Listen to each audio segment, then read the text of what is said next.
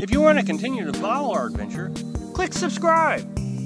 So you don't miss anything, click the bell notification. Hello, Last on the Road subscribers and followers. I just made a video not that long ago where I talked about making sure that the systems you use, you understand how to use them correctly by reading the instructions, and I'll put a link to that video right here. Well, that video kind of follows up into this video, and I want to talk about some of the lessons we've learned or some of the mistakes that we make. This is a lesson learned that we will never repeat again, is don't leave your camper at the campsite. We are very excited to have our camper attached to our truck now, so every time we leave, the camper comes with us. We'll never own another thing that we have to tow or we can leave in a campsite as a result of the fire. But even when we go for our walks, I don't want to leave the camper for very long anymore. I really thought that the area in Florida was a great area, but there were people out there that I now know are hiding from things. They're hiding from the law, hiding from, people they don't want to meet up with. Okay, when we go for walks, this is one that's very important. First of all, always stay on trails. Even when you get on trail, it's quite easy to get lost sometimes. We were in Kentucky, and we thought we understood where we were, and we never left the trail or anything. And the map that we looked at indicated that the trail would circle around and take us back to where we started. And it was supposed to be only like a 2-mile walk. It just never ended up that way. And we walked and we walked. And we didn't have a cell phone signal. The more we walked, the more we realized that we probably need to turn around. Well, as Carolyn and I are starting to discuss turning around and heading all the way back, we got a cell phone signal, which clearly indicated that we were nowhere in the middle of nowhere. Be careful when you're walking and hiking. Stay conscious of the amount of time that you're on. You know how long it takes you to walk a mile. If you've exceeded that, and you know that it takes you 15 minutes to walk a mile, and you've walked an hour, you're up to 4 miles. So be aware of that. When you go for a walk, make sure there's plenty of daylight left. We've done that one time. We got to walking and got to conversating and then lost track of time and realized that it was starting to get late. We knew we weren't going to make it back in time. It started getting dusk out, and so we were trying to hightail it back without a flashlight. Fortunately, it was a gravel trail, so it wasn't hard to keep sight of where we needed to walk. The other thing is wildlife. You want to be conscious, at dusk, wildlife starts coming out, and in some of these areas, obviously, you got to worry about bears.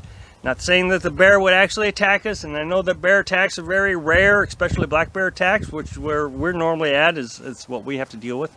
But they do exist, and the danger does exist. Okay, cell phone. Now, a lot of people come out here because they want to get away from the cell phones and the internet and all that, but I disagree with that. You get out here and you get hurt and you have no way of communicating, you have to crawl back. I just talked about some of our walks. Well, if you're out in the middle of a walk without cell phone service and you fall down and hurt yourself, and you're 2 or 3 miles away from anything that resembles civilization, meaning even your campground, your vehicle, that's a long ways to have to crawl with an injury. You're going to have, you will end up relying on somebody. And if nobody knows you're out here, or that you've went for a walk, like us, nobody knows that we go for a hike. If you don't have a cell phone signal and you get hurt, you're stuck there. I am guilty of leaving my cell phone behind when we go for walks. And that's dangerous on 2 aspects. One, if we get hurt, fortunately, Carolyn and I always walk together, so it's unlikely that we're both going to get hurt at the same time. It is likely that we could get lost, but if one of us gets hurt, the other one can probably find their way back to the camper and get help. The other issue is if something was to happen to the camper while we were for a walk, we have no form of communication with anybody. Let's say the camper burns down like the pop-up did, and the phone is inside the camper. Well, we've lost all forms of communication. That means now we're walking to civilization. And that has happened to somebody that we've met. The same time our camper got burned out, a few days earlier, they were camping in their camper and they had a few drinks, and no criticism to them drinking. That's not the problem. Somebody came while they were, heavily asleep and flattened all their tires on their camper and their vehicle. Well, the next morning he got up and realized that somebody had vandalized him while he was asleep. And he had to walk 12 miles to find civilization to get help. He didn't have a cell phone signal. One of the things that I always have problems with is snakes and poisonous plant life. Snakes, boy, I tell you, I'm walking up on snakes all the time, and I don't know why. I feel like I'm very diligent when I'm walking. I'm always looking at the ground, and I always see them, but it's always like a foot away. Carolyn and I were constantly walking up on snakes. I would love to be able to identify them in enough time to say, hey, you know, there's a snake, let's keep our distance. So be careful when you're walking around on snakes. Just the other day, I was walking out in the grass, but I walked up on a plant that I guess I didn't realize at the time, but my foot started burning very badly, and there was a huge red mark on it like it had been burned.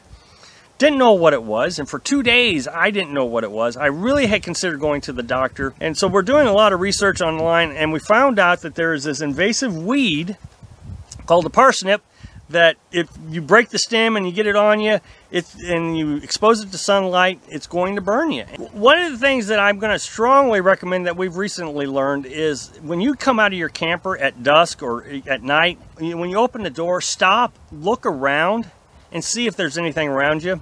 The other day, Carolyn and I walked out of the camper. It was just turning dusk where, you know, you can only see maybe 50 yards ahead of you. All of a sudden, we heard the snorting sounds. We looked around, and it was a female deer protecting, you know, some of her fawn. Wasn't a huge risk. I mean, deer can be a problem, but imagine if that had been a bear protecting their cubs.